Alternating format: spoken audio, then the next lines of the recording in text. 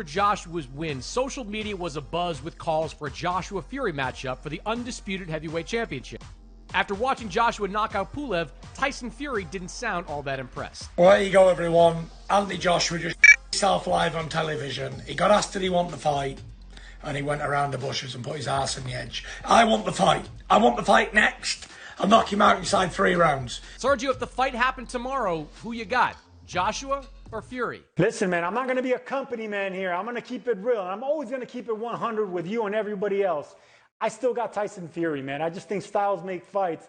And with Joshua, we've seen how he reacted with Pulev in those middle rounds. It wasn't that he was giving up rounds, but we saw a little, like you said, ripple effects from the Ruiz fight. And yeah, he's a little bit more careful. With Tyson Fury, he knows how to box. He knows how to make you move. His upper body's going to be tough to hit. And then he can back up, and he can back up going forwards as well. So I still like Tyson Fury. I like his size. I like his power. I like his jab.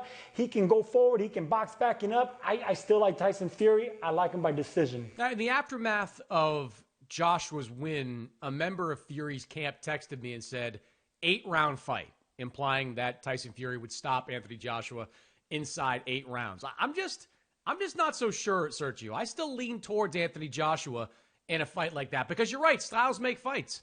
And while Tyson Fury was dominant in his last fight against Deontay Wilder, Anthony Joshua does not fight anything like Deontay Wilder. The only thing they have in common is the massive knockout percentage that they both possess.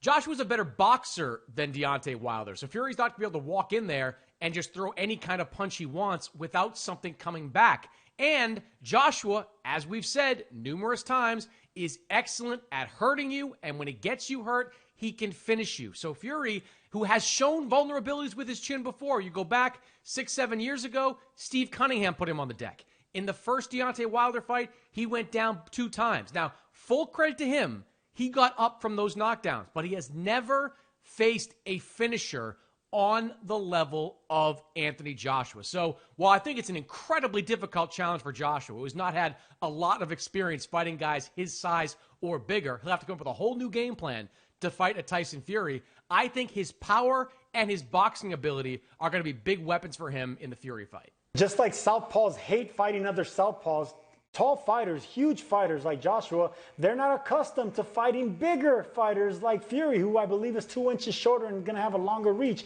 And he's more agile, and he's more defensively gifted. I like Fury in this fight in every category. Now, the power might go to Joshua. The combinations, like you said, might go to Joshua. But Fury doesn't stand in front of you long enough to give you that. I mean, we've seen Fury outbox Wilder, and we've seen Fury become the pressure fighter. He can give both of those to Anthony Joshua, and we saw how Joshua reacted in the middle rounds with Pulev. You know, there was a little vulnerability there. So imagine that for 12 rounds.